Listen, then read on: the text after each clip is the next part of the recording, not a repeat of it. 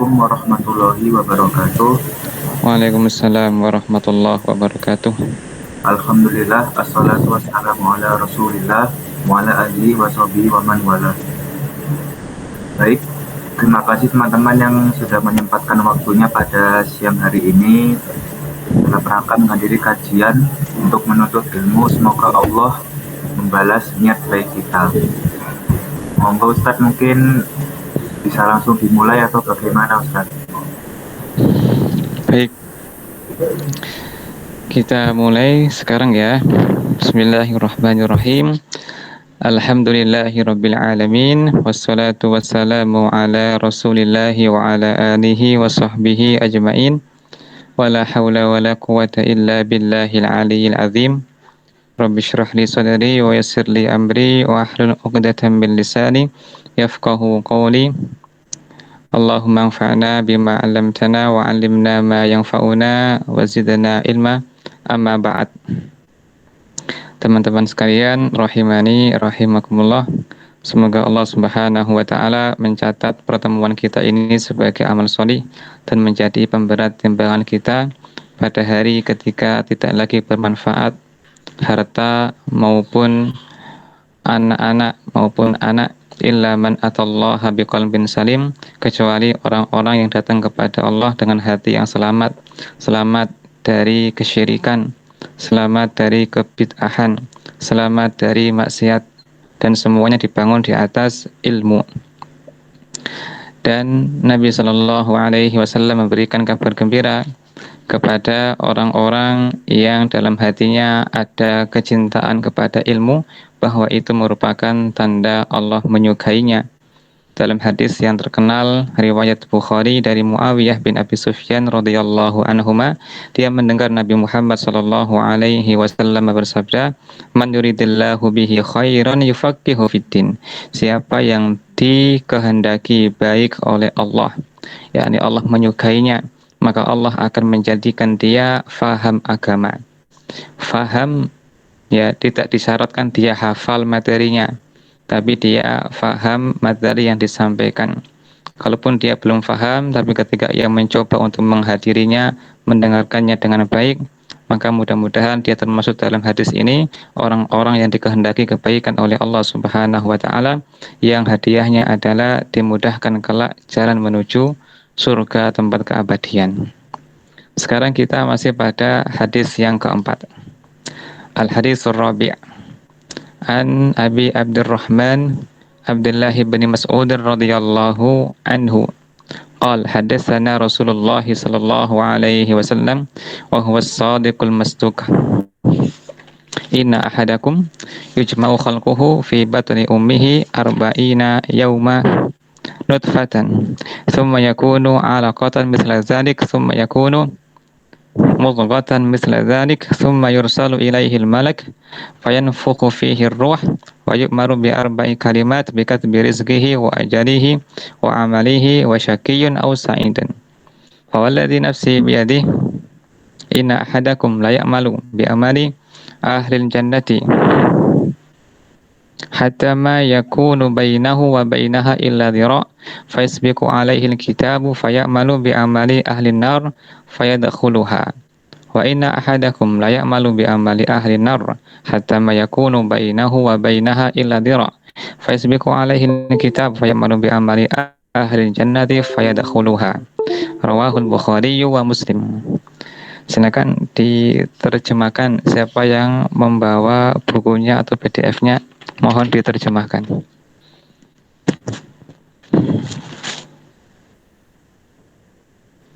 Baik, mungkin saya yang terjemahkan Ustaz. Hadis dari Abu Abdurrahman Abdullah bin Mas'ud radhiyallahu anhu, beliau berkata, Rasulullah Shallallahu alaihi wasallam menyampaikan kepada kami, dan beliau adalah orang yang benar dan dibenarkan. Sungguhnya setiap kalian dikumpulkan penciptaannya di perut ibunya sebagai setetes mani selama 40 hari, kemudian berubah menjadi setetes darah selama 40 hari, kemudian menjadi segumpal daging selama 40 hari. Kemudian diutus kepadanya seorang malaikat, lalu ditiupkan padanya ruh, dan dia diperintahkan untuk menetapkan 4 perkara. Menetapkan rizkinya, ajalnya, amalnya, dan kecelakaan atau kebahagiaannya. Demi Allah yang tidak ada ilah selainnya, sungguhnya di antara kalian ada yang melakukan perbuatan ahli surga hingga jarak antara dirinya dan surga tinggal sehasta, akan tetapi telah ditetapkan baginya ketentuan, dia melakukan perbuatan ahli neraka, maka masuklah dia ke dalam neraka. Sungguhnya di antara kalian ada yang melakukan perbuatan ahli neraka hingga jarak antara dirinya dan neraka tinggal sehasta, akan tetapi telah ditetapkan baginya ketentuan, dia melakukan perbuatan ahli surga, maka masuklah dia ke dalam surga. Riwayat Bukhari dan Muslim. Nah, Mas Ikhwan, jazakallahu khairan. Hadis ini sudah kita singgung pada pertemuan sebelumnya di akhir sesi hadis yang ketiga gitu ya. Tapi karena waktunya sangat singkat, kita hanya sampai pada pembahasan tentang ajal. Nah, kita ringkas dulu ya. Kita ringkas dari yang kemarin agar bisa runtut pembahasannya. Jadi, hadis ini secara global Ibnu Mas'ud radhiyallahu anhu hendak menceritakan kepada orang-orang di zamannya tentang sabda Nabi Muhammad sallallahu alaihi wasallam yang berkaitan dengan alam gaib. Sehingga beliau untuk meyakinkan mereka mengawali dengan Rasulullah sallallahu alaihi wasallam menceritakan kepada kami dan beliau adalah orang yang benar, jujur dan ya benar, jujur dan dibenarkan, yakni ucapan beliau itu jujur dan apa yang beliau benar. Dari sisi orangnya dikenal kejujurannya, dari sisi apa yang beliau sampaikan itu yakni wahyu juga merupakan kebenaran. Sehingga terkumpul pada hadis ini dua kebenaran, dua kejujuran. Apa isinya? Apa hadisnya? Yaitu tentang masalah penulisan takdir. Kita batu takdir ya, penulisan takdir. Ketika seseorang dalam perut ibunya berusia 40 tahun, 40 hari ia berupa nutfah. Nutfah yakni sperma atau mani.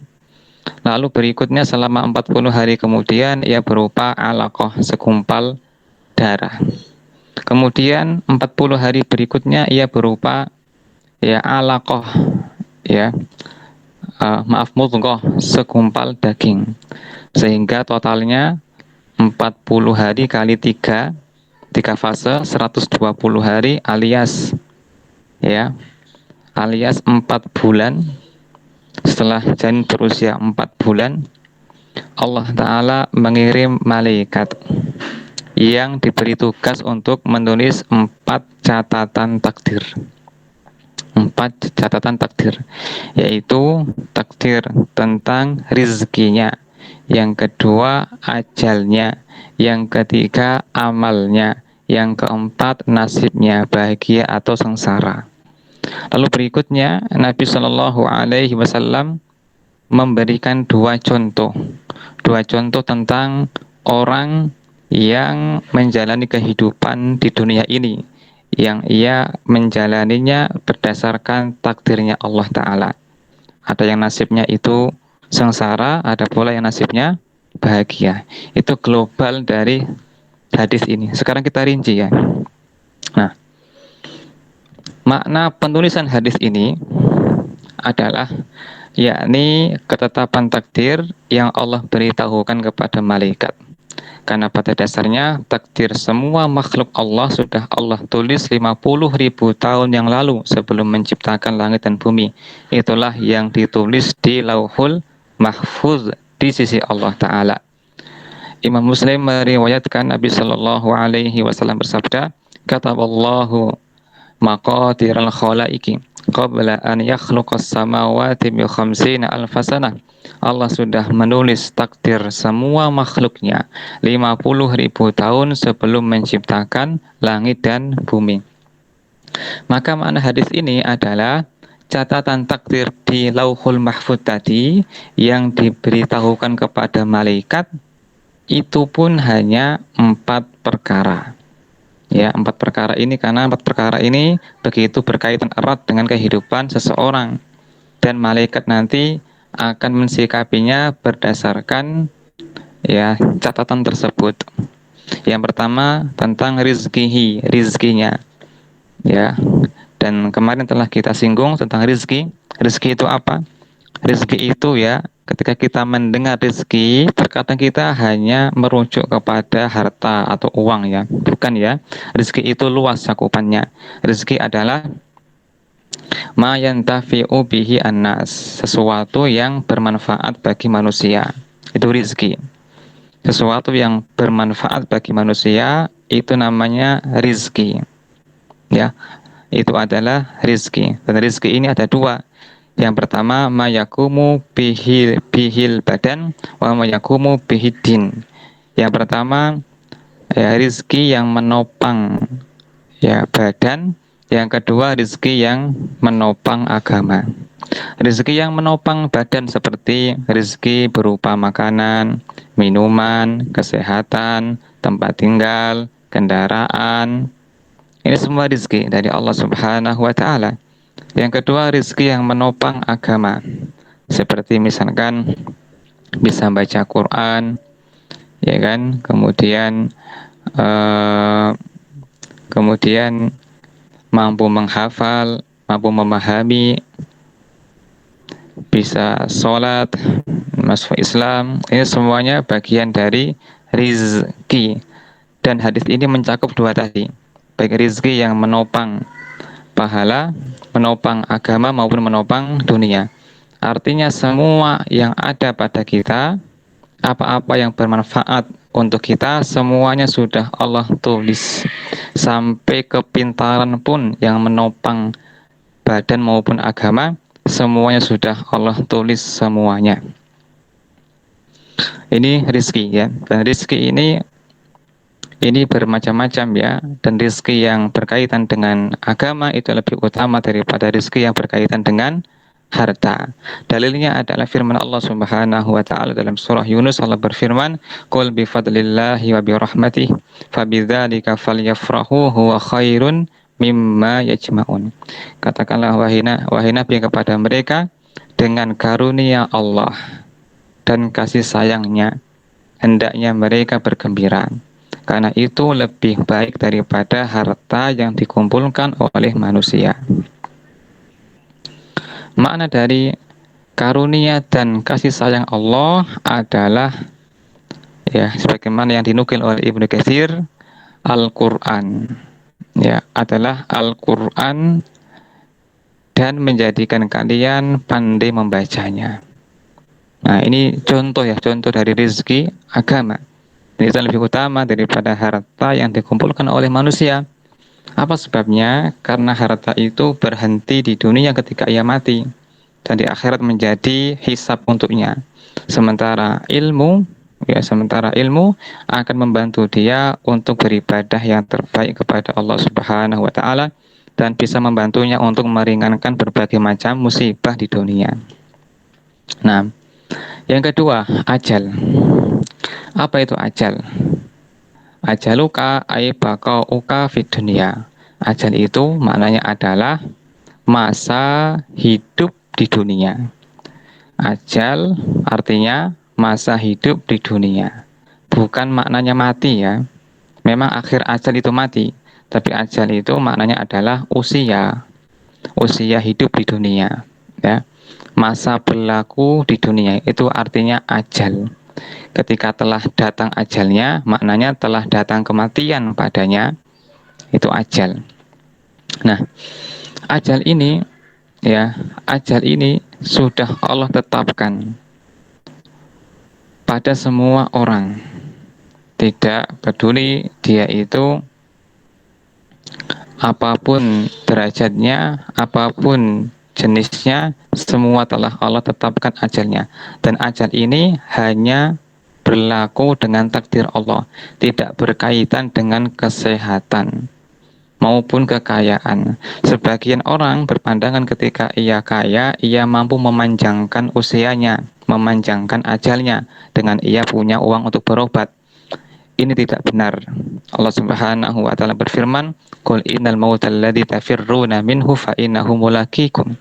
Katakanlah kematian yang kalian lari darinya, ia benar-benar akan mengejar kalian.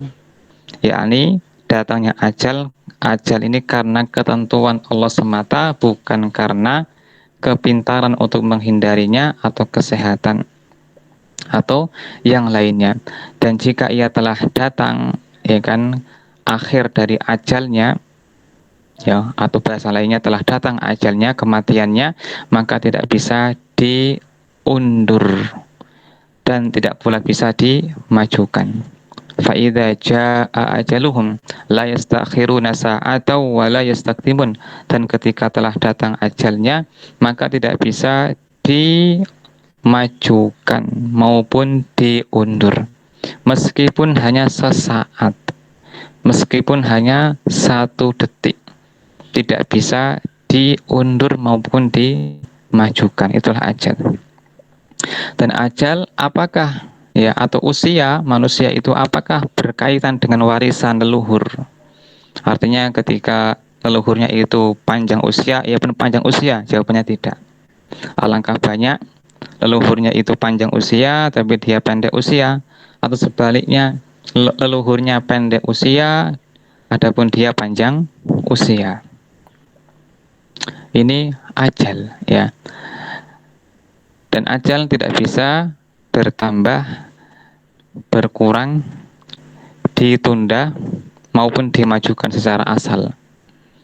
Nabi Shallallahu Alaihi Wasallam bersabda, ya, Jibril berkata kepada beliau Shallallahu Alaihi Wasallam, Innahu lan yamuta nafsun hatta tastakmila rizqoha. Seseorang itu tidak akan mati kecuali telah sempurna rizkinya. Nah, termasuk bagian dari yang telah Allah tetapkan yang sama dengan rizki adalah ajal. Karena ajal dengan rizki ini dua hal yang saling berbarengan. Artinya, selama orang itu masih ada ajalnya, rizkinya pasti masih ada. Sebaliknya, ketika rizkinya masih ada, ajalnya pasti masih ada. Ini juga sebagai pelajaran bagi kita untuk tidak panjang angan-angan, untuk selalu mengingat kematian karena ajal itu rahasia Allah Subhanahu wa taala dan ia tidak terkait dengan kesehatan, kepintaran dalam menjauhinya atau kekayaan. Ya, terdapat sebuah cerita yang terjadi di Jeddah, kata Syekh Utsaimin, di mana ada pengendara sepeda motor dan pengendara mobil. Keduanya bertemu di persimpangan jalan. Mereka masing-masing berhenti menunggu yang depan itu mendahulunya. Ternyata keduanya berhenti dan beberapa saat kemudian keduanya melaju bersama-sama lalu tertabrak, ya kan, meninggal. Ternyata ajal mereka, ya kan, tidak terjadi kematian atas mereka kecuali mereka telah menyempurnakan pemberhentian itu meskipun hanya sesaat.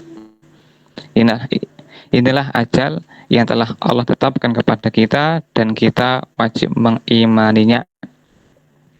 Bagaimana dengan sabda Nabi Muhammad SAW? Siapa yang ingin diluaskan rezekinya dan dipanjangkan usianya, nah ajalnya, ya, faliyasil rahimah. Ini dalil, ya kan, bahwa orang yang gemar menyambung silaturahim, menyambung hubungan rahim dengan baik seperti hubungan dengan orang tua, saudara kandung, dengan paman bibi dan semisalnya, maka usianya akan dipanjangkan. Apa maknanya? Bukankah ajal atau usia telah Allah tetapkan? Jawabannya adalah panjang usia di sini adalah yang pertama, barokah. Ini pendapat Syekh bin Baz rahimahullah, bahwa makna dari panjang usia dalam hadis tersebut adalah diberkahi usianya sehingga usianya lebih banyak manfaatnya, lebih banyak bermanfaat bagi dirinya maupun orang lain. Itu maknanya. Makna yang kedua, difahami makna hakiki, benar-benar panjang usianya. Bagaimana penjelasannya? Bukankah telah ditetapkan? Iya, di Lauhul Mahfud sudah final, sudah ditetapkan di Lauhul Mahfud, ya. Dan Allah Ta'ala mengetahui bahwa orang itu nanti akan menyambung kekerabatan, sehingga Allah berkata kepada malaikat, tambah usianya sekian tahun. Ya, dan kedua makna ini tidak saling bertentangan dan semuanya menjelaskan makna hadis ini. Ya, bahwa secara asal bahwa usia atau ajal tidak bisa ditambah ya dengan penjelasan yang tadi. Yang ketiga, bikatbi amalihi, menulis amalnya. Amal itu apa? Perbuatan. Baik perbuatan berupa ya keyakinan, perbuatan hati ya, perbuatan anggota badan maupun perbuatan lisan, semuanya sudah Allah tulis, sudah Allah tetapkan. Allah berfirman dalam surah As-Saffat, wallahu khalaqakum wa ma ta'malun. Allah telah menciptakan kalian beserta perbuatan kalian, baik perbuatan hati, perbuatan anggota badan, perbuatan lisan, semuanya telah Allah catat. Maka seseorang bisa sholat, seseorang telah mengerjakan sholat, telah mengerjakan kebaikan, semuanya telah ditulis. Begitu sebaliknya, seseorang yang telah mengerjakan keburukan, itu juga sudah ditulis. Pertanyaan, apakah keburukan juga ditulis oleh Allah? Misalkan seseorang membunuh orang lain, apakah juga Allah yang menetapkannya, menulisnya? Jawabannya iya. Jawabannya iya. Ingat, Allah menulis dengan ilmunya, bukan menulis dengan kezaliman. Wahai hamba-hambaku, aku telah mengharamkan diriku berbuat zalim. Ya, telah mengharamkan diriku berbuat zalim. Dan juga firman Allah Ta'ala, wala yazlimu rabbuka ahada, dan Rabbmu tidak mendolimi siapapun. Allah Maha mengetahui perkara yang akan terjadi, dengan itulah Allah menulis semua takdir makhluknya. Dan Allah tidak memaksa orang untuk membunuh. Itu adalah pilihan dia sendiri. Yang dengan itu Allah menulis. Makanya kalau orang telah mengerjakan kebaikan, dia patut memuji Allah. Karena Allah yang telah mentakdirkannya dan memudahkannya untuknya. Dan siapa yang ternyata mendapati catatan takdirnya itu jelek, maka jangan mencela siapapun kecuali dirinya sendiri, karena Allah tidak pernah memaksa orang untuk berbuat kejelekan. Wala yardha li ibadihil kufur, dan Allah tidak ridho hambanya berbuat kekufuran. Faman wajada khairan falyahmadillah, siapa yang mendapati kebaikan maka pujilah Allah. Wa man wajada ghaira dzalika fala yalumanna illa nafsa, dan siapa yang mendapati selain daripada itu maka dia jangan mencela siapapun kecuali dirinya sendiri. Ya kan? Prestasi yang kita peroleh semuanya juga telah Allah takdirkan. Bisa kuliah di elektro misalkan, ya di ITS misalkan, bukan semata karena kita pandai atau pintar, bukan, tapi Allah yang telah mentakdirkannya, memudahkannya untuk kita. Alangkah banyaknya orang-orang yang lebih pintar sementara mereka gagal dalam tesnya. Mungkin saat dia tes ternyata lupa membawa kartu ujian, mungkin sekali, ya kan, ketika waktu pembayaran tidak bisa karena sedang macet mesinnya sehingga ia gagal, mungkin sekali, ya kan. Begitu pula sebagian orang, mereka pintar, jenius sekali, tapi mendapatkan dosen yang killer hingga dia molor kuliahnya. Yang lain dia biasa aja, yang sering main game malah, tapi dapat dosen yang baik sekali, baik hati, sehingga dia bisa lulus tepat waktu. Semuanya adalah bagian dari takdir Allah. Ketika kita sukses mendapati kebaikan, puji Allah Ta'ala. Jika kita mendapati keburukan, telah melakukannya, jangan mencela siapapun kecuali diri sendiri. Karena Allah tidak pernah memaksa orang untuk berbuat keburukan, meskipun telah Allah tetapkan semuanya. Allah tulis semuanya.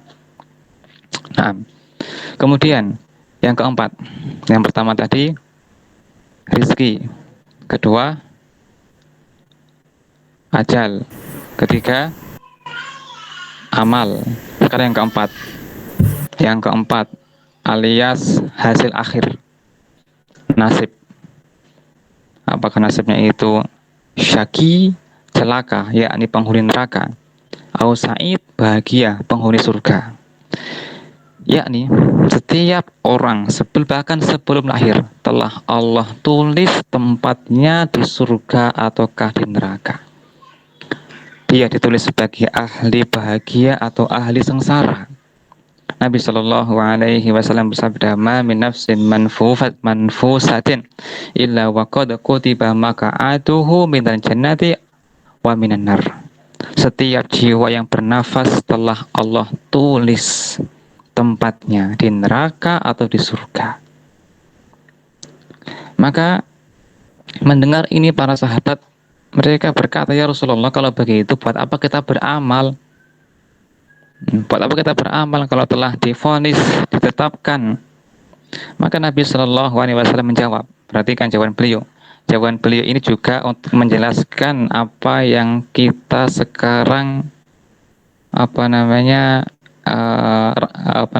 bingungkan dalam hadis ini.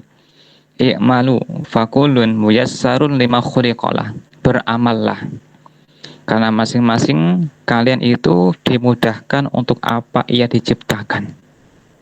Artinya, jika kamu termasuk penghuni surga, seharusnya ada tanda-tandanya dari kamu. Kamu beriman, kamu beramal. Begitu pula, ketika kamu itu termasuk penghuni neraka dalam catatan tersebut, tentulah ada tanda-tandanya pula, ya, yaitu kamu tidak beriman, kamu tidak mengerjakan sholat, kamu berbuat kezaliman dan seterusnya. Beramallah, masing-masing dari kalian dimudahkan untuk apa ia diciptakan. Ya, alasan yang kedua, karena kita belum tahu takdirnya, maka tidak boleh berburuk sangka kepada Allah. Dia tetap beramal sebaik-baiknya. Ya, dan Allah tidak pernah menzalimi hambanya. Allah tidak pernah menzalimi hambanya. Nah, hasil akhirnya cuma ada dua, ya, bahagia atau sengsara. Itulah hasil akhir manusia, ke surga atau ke neraka. Faminhum syakiyun wa sa'id. Kata Allah Ta'ala dalam surah Hud, di antara mereka ada yang celaka dan ada yang bahagia.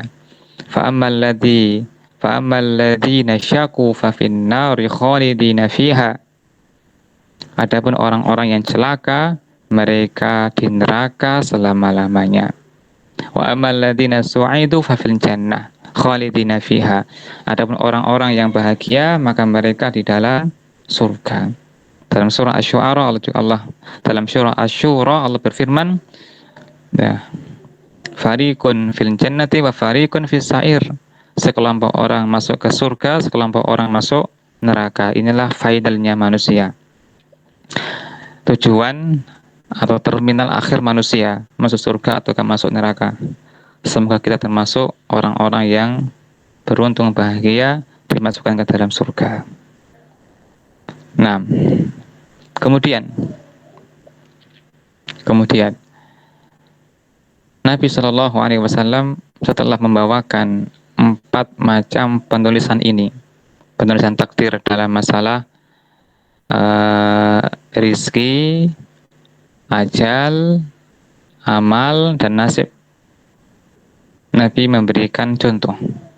Demi zat yang jiwaku di tangannya, sesungguhnya ada orang di antara kalian yang dia itu mengerjakan amal penghuni surga, hingga jarak antara dirinya dengan surga hanya 1 jengkal.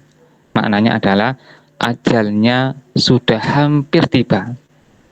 Tiba-tiba ia mengerjakan amal penghuni neraka hingga ia masuk neraka. Sebaliknya, ada orang yang amalnya itu amal penghuni neraka, yakni amal maksiat, hingga jarak antara dirinya dengan neraka hanya 1 jengkal, yakni ajalnya hampir tiba. Tiba-tiba ia beramal dengan amal penghuni surga hingga ia pun masuk ke dalam surga. Bagaimana makna hadis ini? Hadis ini berkaitan tentang contoh yang tadi, yang nasib. Faminhum syaqiyyu wa sa'id. Nasib yang pertama, penghuni neraka. Nabi memberikan contoh. Di antara manusia ada yang mereka itu beramal dengan amalan penghuni surga hingga jarak antara dia dengan surga hanya 1 jengkal, yakni ajalnya hampir tiba. Lalu ia mengerjakan amal solih hingga ia masuk ke dalam surga. Hadis ini ya dijelaskan dalam hadis yang lain dalam Sahih Bukhari. Ai fi ma yabdulin nas, yaitu amalan menurut pandangan manusia. Sehingga terjemahannya adalah di antara manusia ada orang yang mengerjakan amal solih menurut pandangan orang lain. Artinya dia mengerjakan amal solih itu hanya untuk mencari dunia atau pamer ke manusia. Sehingga jadilah ia amal buruk, bukan amal solih. Secara pandangan manusia itu amal solih, tapi karena niatnya itu salah, menjadi amal buruk.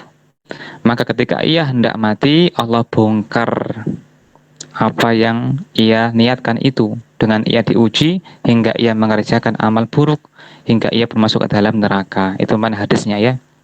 Karena Allah tidak pernah zalim kepada hambanya.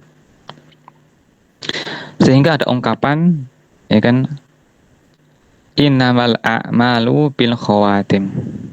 Amal itu tergantung dengan penutupnya. Kalau penutupnya itu baik, maka itu husnul khotimah, penutupan yang baik. Ya, tanda ia penghuni surga.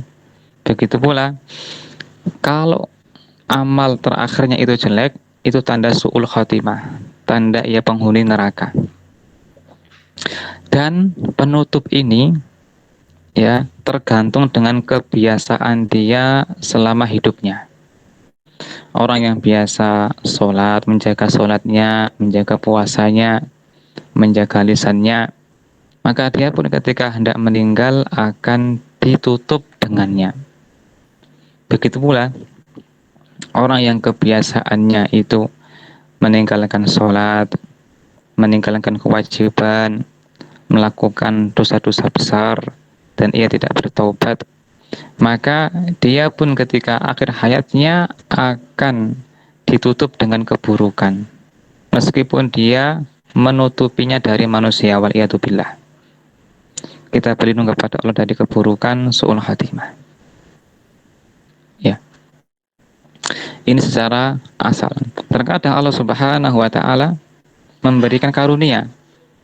Ada orang yang dia itu amalannya jelek selama hidupnya. Lalu ketika ia hendak meninggal, Allah kasih dia ilham, perasaan bersalah, bertobat, ya, hingga ia pun bertobat, lalu ia meninggal. Maka ini bagian dari karunia Allah Subhanahu wa Ta'ala. Karena Allah Maha baik kepada hambanya. Di zaman Nabi Shallallahu Alaihi Wasallam terdapat sebuah cerita. Ada seorang sahabat Nabi yang dia itu sangat kuat, perkasa, dan berani menerjang musuh ketika jihad.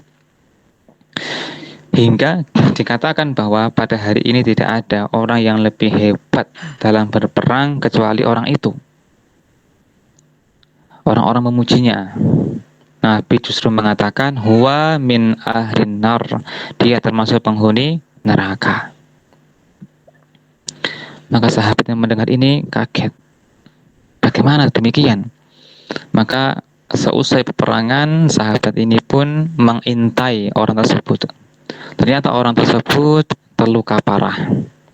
Dan ia tidak sabar dengan rasa sakitnya, dan ia pun menusuk ya dadanya dengan pedang hingga ia meninggal. Dia meninggal bukan karena meninggal alami, tapi karena bunuh diri. Dan bunuh diri itu ancamannya adalah neraka. Maka kabar ini disampaikan kepada Nabi Muhammad SAW. Nabi mengucapkan Allahu Akbar. Aku bersaksi bahwa aku adalah utusan Allah. Lalu beliau bersabda, sesungguhnya di antara manusia ada orang yang mengerjakan amal soleh menurut pandangan manusia. tapi ia termasuk penghuni neraka. Ya, niatnya dia ketika berperang mungkin salah, mungkin akan dianggap sebagai pahlawan, agar dianggap sebagai pemberani dan seterusnya, sehingga dia ketika mendapatkan ujian berupa penyakit, rasa sakit, ia pun tidak sabar dan ia pun bunuh diri, waliyadzubillah. Dan sebaliknya, ada orang yang dia dalam kehidupannya menentang Nabi, menentang dakwah. Salah seorang dari penduduk Madinah ada yang kafir, namanya Usairim. Usairim ini sering menentang Nabi, dakwah Nabi. Ketika kaum muslimin diserang oleh orang-orang musyrik Mekah dan mereka janjian perang di Uhud, maka si penduduk Madinah ini, meskipun dia masih kafir, bangkit rasa cinta tanah airnya, sehingga ia pun mendaftarkan diri ingin ikut membela penduduk Madinah yang lainnya. Nah, maka Nabi mengatakan, kami tidak butuh bantuan kamu kecuali kamu mau masuk Islam. Makanya pun masuk Islam. Kan masuk Islam dan mulailah ia dalam hatinya ada cinta kepada Islam. Nah, lalu orang ini pun ikut berjihad dan ia pun mati syahid. Maka Nabi Shallallahu Alaihi Wasallam bersabda tentang orang itu, kana rajulan amila qalilan ujira katsira. Dia adalah orang yang beramal sedikit tapi diberi pahala yang banyak, yakni masuk ke dalam surga, dan ia belum pernah atau belum sempat sujud kepada Allah. Ingat, penutup kehidupan itu yang menentukan. Innamal a'malu binniyat. Makanya orang-orang zaman dahulu mereka banyak-banyak berdoa kepada Allah agar ditutup dengan husnul khotimah, penutup yang baik. Kalau Allah kabulkan doanya, maka Allah akan membimbing dirinya dalam kesehariannya untuk beramal soleh. Atau minimal sebelum dia meninggal, Allah akan ilhamkan dia untuk bertaubat dari dosa-dosanya, sehingga ia mengerjakan amal soleh dan ia pun meninggal di atas kebaikan.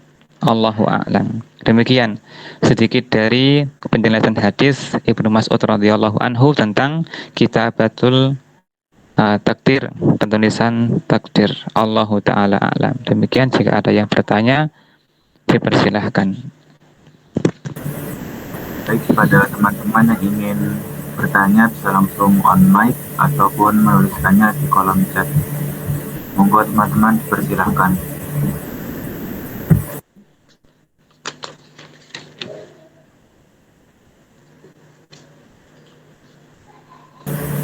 Baik, ini Ustadz ada pertanyaan. Assalamualaikum Ustadz, izin bertanya terkait surat Al-Baqarah ayat 286. Bagaimana Allah Subhanahu wa Ta'ala menguji hambanya sesuai dengan kesanggupannya? Bagaimana jika manusia yang diuji tersebut merasa tidak kuat terhadap apa yang diujinya dan tidak sanggup serta malah lari dari ujian tersebut? Untuk menghadapi itu bagaimana Ustadz? Barakallahu fiik.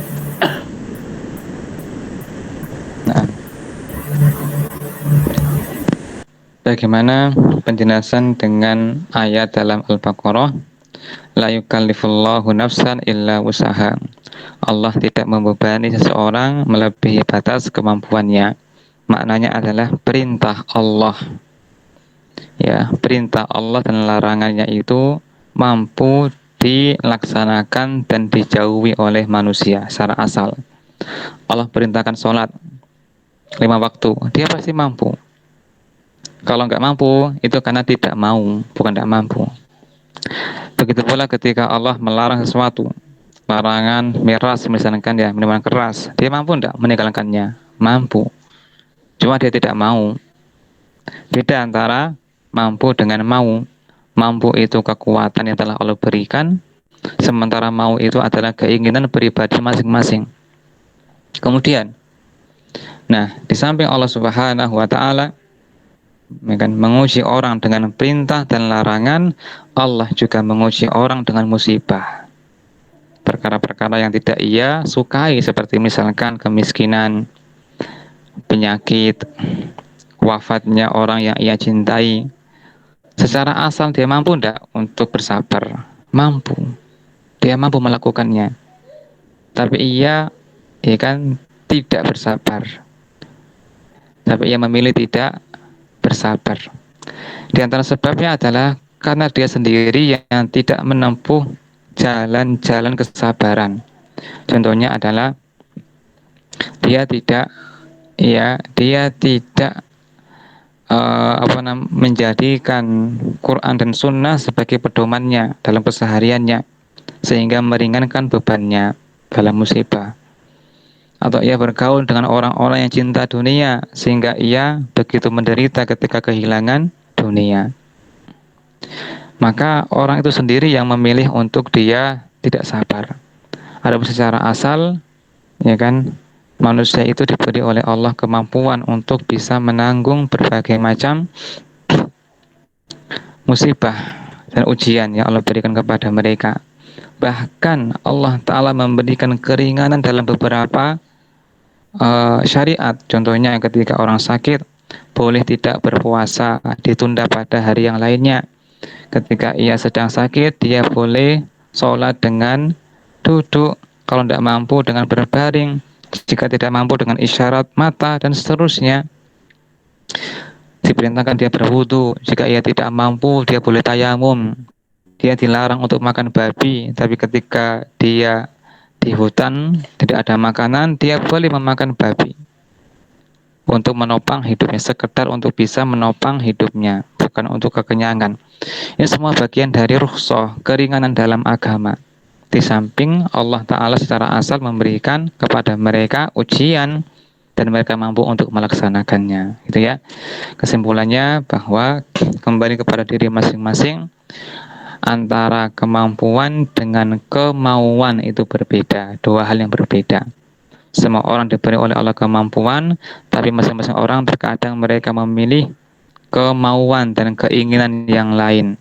Ya, maka banyak-banyak berdoa kepada Allah, meminta kepada Allah kekuatan dan keteguhan dalam menjalani kehidupan ini dengan baik. Seperti sering berdoa, Allahumma inni a'udzubika minal hammi wal hazan wal ajzi wal kasal wal jubni wal bukhli, dan seterusnya. Allahu a'lam. Oke, baik, terima kasih Ustadz. Mungkin teman-teman yang lain jika ada yang ingin bertanya, persilakan. Permisi Ustadz, mau tanya. Silakan. Ya. Mau tanya Ustadz, kalau misalkan ada seseorang yang melakukan pelanggaran gitu Ustadz, contohnya mungkin orang yang melanggar lampu lalu lintas yang dengan catatan harusnya akan bisa bersabar, tapi dia ya tidak bersabar, tidak ada sabaran, sehingga ya dia melakukan pelanggaran ya lalu lintas, dan tiba-tiba tanpa disadari ternyata ya ada truk yang melintas, tiba-tiba ya dia meninggal. Itu apakah hitungannya seperti itu, hitungannya bunuh diri Ustadz? Dan mau tanya lagi, kalau misalkan benar dikatakan nyawa itu adalah milik Allah dan kita tidak ada hak untuk ya bunuh diri gitu, kenapa, apakah dari Allah itu apa ada suatu pencegahan gitu Ustaz? Karena kan ini nyawa ya milik Allah gitu, kita tidak ada hak untuk ya bunuh diri demikian. Terima kasih Ustaz. Nah,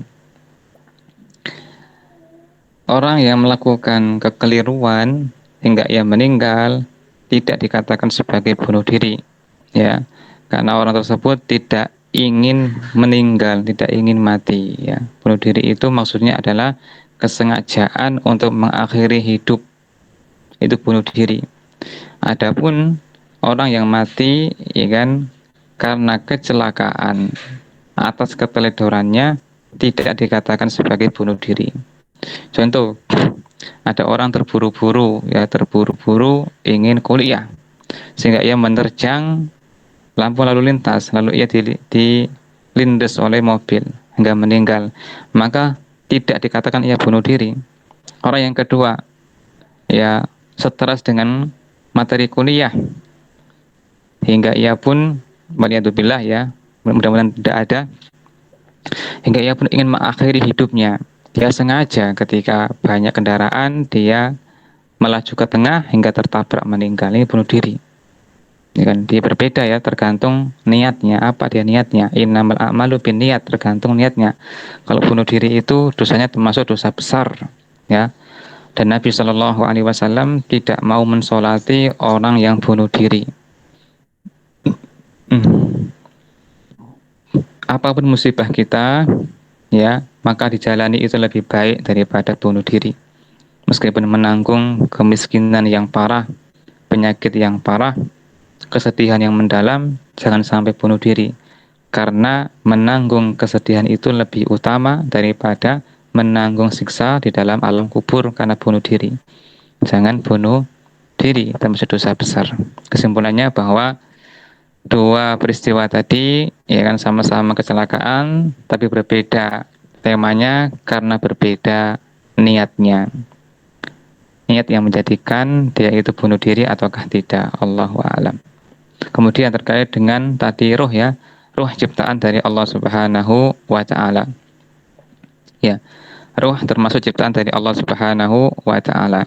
Dan Allah yang menjaga semua makhluk ya, makhluknya, manusia dari segala macam bahaya. Tetapi terkadang Allah Ta'ala menimpakan bahaya kepada mereka karena pertama dosa mereka, yang kedua atau untuk mengangkat derajat mereka atas hikmah yang Allah ketahui.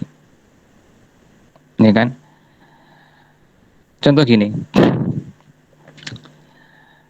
kita ya kan punya anak ya, atau punya adik ya, punya adik kecil ya, adik kecil. Adik kecil ini selalu pengen es krim tiap hari. Kita sebagai kakak ya, apakah dengan bukti cinta kita kepada si anak ini selalu menuruti kemauan dia ataukah tidak? Ya tidak. Tapi kita lihat maslahat ataukah tidak. Begitu pula Allah Ta'ala, ini kan tidak selalu menuruti kemauan hambanya, ketika kemauan itu justru akan menjadikan dia semakin jauh darinya atau membahayakan dirinya. Terkadang Allah menahan darinya apa yang ia cintai atau menimpakan kepadanya apa yang ia benci demi maslahat atau hikmah yang dia ketahui. Allahu a'lam bishawab. Baik, terima kasih Ustaz atas jawabannya. Mungkin teman-teman yang lain ada yang ingin bertanya.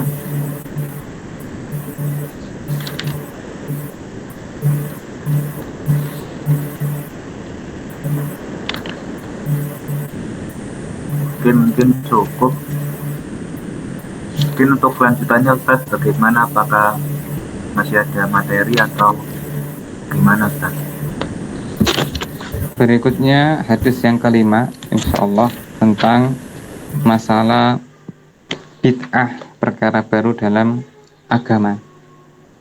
Jika tidak ada yang bertanya, silakan Mas Ikhwan untuk merangkum dan penutupan. Silakan. Oke, baik, mungkin sedikit saja dari saya pada siang hari ini. Mari kita mengulas kembali apa yang telah kita bahas. Yang pertama itu Allah telah menetapkan 4 perkara pada setiap manusia. Yang pertama itu rizki. Rizki itu sesuatu yang bermanfaat bagi manusia, dapat berupa agama, yaitu kemudahan membaca Al-Quran, kemudahan sholat, dan juga rizki badan yang berupa seperti harta, kendaraan, makanan, dan lain-lain. Yang kedua, Allah telah menetapkan ajal, yaitu masa hidup manusia di dunia. Yang ketiga itu Allah telah menetapkan amal, yaitu Allah menulis semua takdir amal perbuatan makhluknya. Yang terakhir ada nasib. Allah telah menetapkan nasib setiap jiwa yang bernapas setelah Allah tulis tempatnya di neraka ataupun di surga. Baik, mungkin itu saja dari saya. Mungkin dari Ustaz ada tambahan. Ya, terima kasih banyak atas kebersamaan teman-teman sekalian. Mudah-mudahan Allah Subhanahu wa taala menghapus dosa-dosa kita karena majelis kita ini dan mencatatnya sebagai amal sholih kita di akhirat nanti. Akhirul kalam, wassallallahu ala nabiyyina Muhammadin wa ala alihi wa sahbihi wa baraka wa sallam. Subhanakallahumma wa bihamdika asyhadu an la ilaha illa anta astaghfiruka wa atubu ilaik. Wassalamualaikum warahmatullahi wabarakatuh. Waalaikumsalam warahmatullahi wabarakatuh. Waalaikumsalam warahmatullahi